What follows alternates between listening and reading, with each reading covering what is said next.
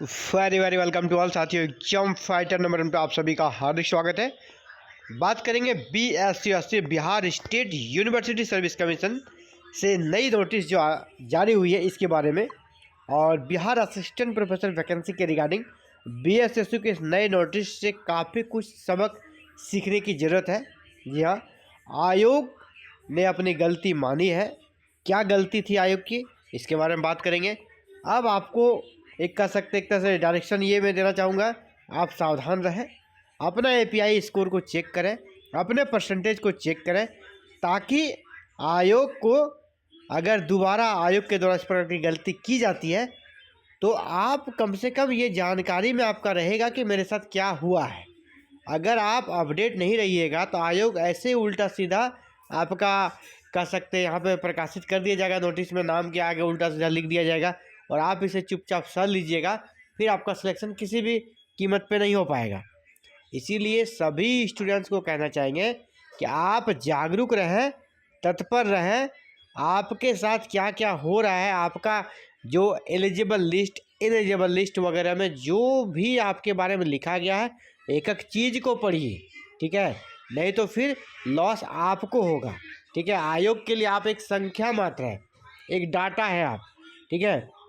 लेकिन आपको ये सोचना है कि ये हमारा ज़िंदगी है, ये जॉब आपकी ज़िंदगी है, तो आपको उस तरह गहराई से सोचना है, ठीक है। इसीलिए आप अपना API स्कोर को फिर से एक बार रीचेक कीजिए। आयोग कोई नोटिस जारी करती है और आपके UID नंबर के सामने कुछ अंकित करती है तो उसको आप बढ़िया से पढ़ें। क्या ये 100% सही है, मेरे अनुकूल चीज़ें लिखी है, जो सही है वो चीज़ लिखी है कि नहीं। तो आपको लगता है गलत है, फिर आपको कंप्लेन करना चाहिए। ये नहीं कि आयोग ने लिख दिया नहीं तो आप उसको नहीं मान लिए, नहीं, उसको आपको जीरा करना होगा, सवाल जवाब करना होगा। देखिए एक एग्जांपल मैं आपको दिखाता हूँ।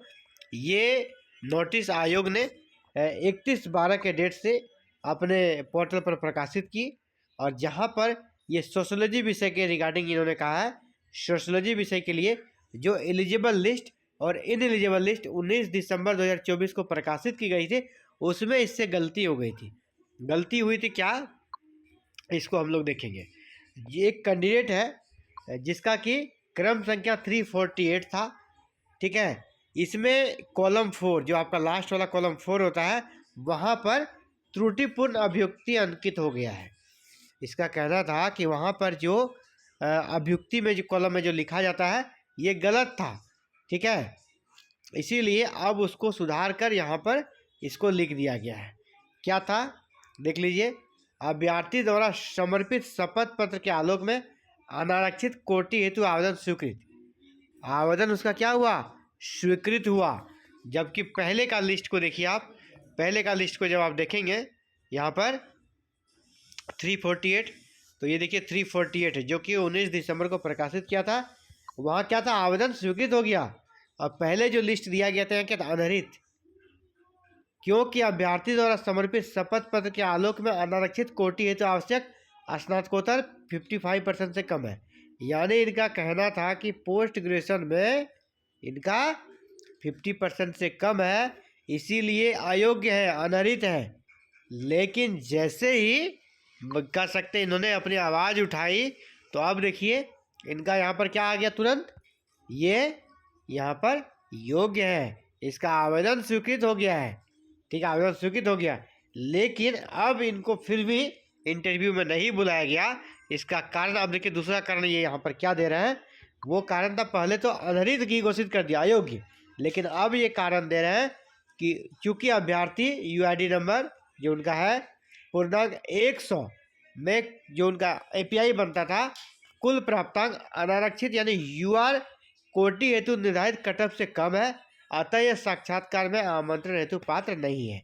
यानी पहले जिसको कि हटाया गया था, अयोग्य घोषित किया गया था कि आपका PG में 55% से कम है, इसीलिए आप अयोग्य हो गए।